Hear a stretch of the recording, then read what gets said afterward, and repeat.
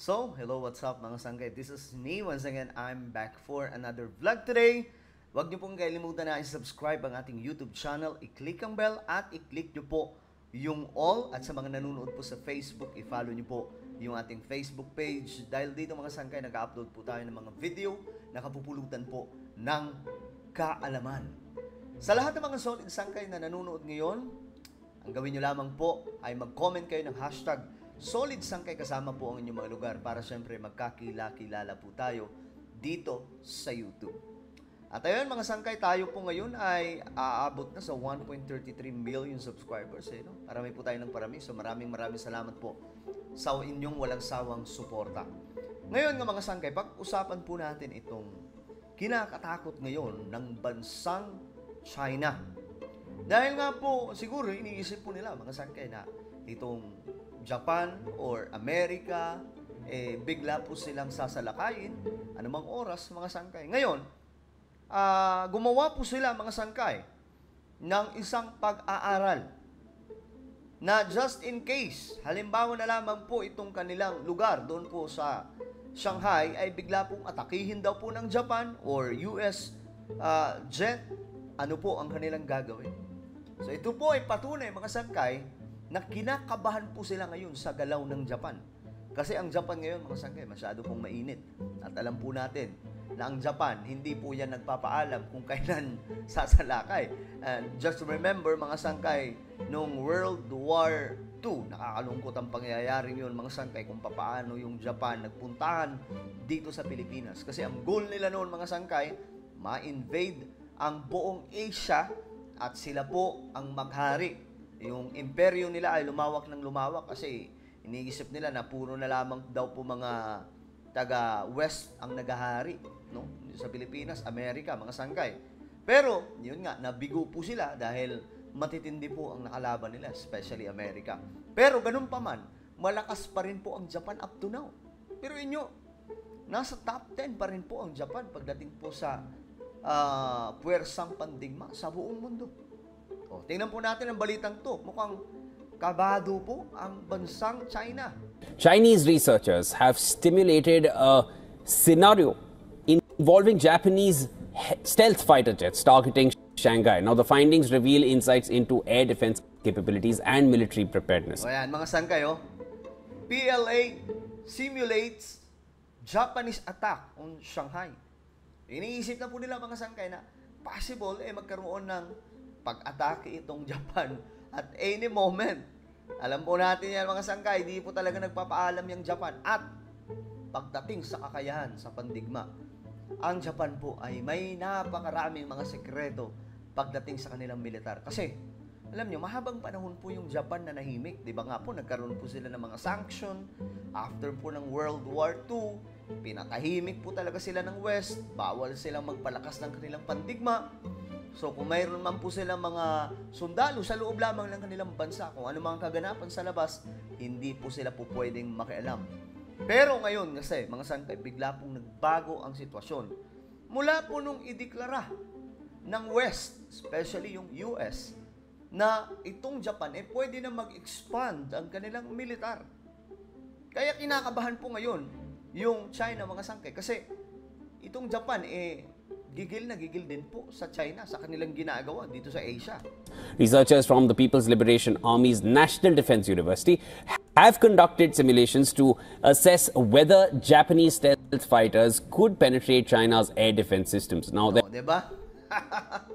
Pati po yung just in case daw po na, diba, bigla na lamang pong lumusob itong Japan. The findings indicate that while stealth aircraft may be detected from 180 kilometers away, certain cruise missiles could reach targets over 900 kilometers. The simulations revealed that advanced jets like the F-22 and the F-35 would be detected by ground-based radar long before they entered the range required for precision strikes. Okay. So itong sinasabi nila mga sangkay na ito, mga pandigma po ito ngayon ng Japan, itong F-22 at itong F-35, madidetect daw po kaagad mga sangkay malayo pa bago po lumapag o lumapit po sa loob ng China. So yun po yung kanilang pag-aaral ngayon na itong F-22 or F-35, mga jet po ito mga sangkay from Japan na hindi ko alam kung provided po ito ng US mga sangkay or sa kanila na malayo pa lang daw madidetect na nila. Ito po yung kanilang pinag-aaralan kasi hindi sila sigurado mga sangkay kung itong Japan hindi sila sasalakayin. Magkalapit lang pa naman mga sangkay. Malapit lamang po ang Japan at China. At mayroon po silang sigalot ngayon mga sangkay, especially doon po sa Senkaku Island. Parang Pilipinas din po yan at West Philippine Sea. Ang pinagkaiba nga lang, ang Japan mga sangkay may kakayahan. Pero hindi ko alam kasi ginagapan po ngayon ng China itong Japan kasi gusto po nila makipag-ayos. Kagaya po ng ginawa nila sa India kasi ayaw po nila na madagdagan yung kanilang mga kalaban. Its radar long before they entered the range required for precision strikes. Now, specifically, these fighters could be identified before reaching the critical 24-kilometer zone necessary for effective bomb deployment. However, the F-35 offers tactical Yan yung mga pang-detect nila mga sangkay. Ito po yun. Versatility, capable of switching to beast mode for enhanced firepower at the cost of stealth. And this transformation allows it to carry longer range missiles, although it risks detection from much greater distances. The study was presented at the 36th China Simulation Conference in Yangzhou, marking a significant moment as it is the first time the PLA has shared war game results involving a major Chinese urban target. Notably, the identities of the aircraft operators in the simulations remain undisclosed. Grabe, no? Xiao Wei, the lead engineer for the project, highlighted that the results could be conservative, based solely on 3 radar systems. And this suggests that with more advanced detection technology, the outcomes may have varied significantly. Amidst rising tensions, the US military is increasing its fleet of F-22s stationed in Japan. Ayun na nga mga sangkay. Ayun na nga. Eto na po. Mayroon po talagang tensyon na nangyayari. This move has raised concerns within the Chinese military about the potential threat posed by these advanced aircraft.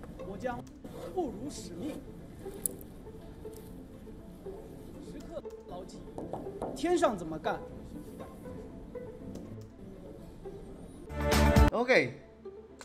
Well, tingnan natin mga sangkay kung hanggang saan po ang kakayanin nitong China. Itong Japan, mga sangkay, marami po yung mga sikreto pagdating po sa kanilang mga pandigma. At hindi po natin alam kung ilalabas yan, just in case, kinakailangan na po nilang gumawa ng hakbang pagdating po sa kanilang militar. Ang Japan po ngayon, baliktad na po yung panahon. Kung dati kalaban po ng Pilipinas, ngayon, kakampi po natin ang Japan. Isa po sa dikit ng Pilipinas ang Japan at nag-offer po ng mga matitinding tulong sa ating bansa. Hindi lamang po sa militar, kundi sa iba't iba pang mga proyekto dito sa Pilipinas. So ano po ang inyong opinion mga sangkay? Sa tingin nyo ba ang China ay kinakabahan na po ngayon sa Japan? I-comment nyo po sa ibaba ang inyong mga opinion. At ayun guys, mayroon po tayong isang YouTube channel. Ito po ay Sangkay Revelation. Hanapin nyo po ito sa YouTube mga sangkay. Saan ba yun? Ito. Hanapin nyo po ito sa YouTube. Nako, magaganda po yung topic natin dito. Ayan, mga sangkay, very interesting yung mga topic natin dito. So, kapag nakita nyo na to sa YouTube, mga sangkay, click nyo lamang po yung subscribe, i-click ang bell, at i-click nyo po yung all. Kung na po yung magpapaalam, mag-iingat po ang lahat. God bless everyone.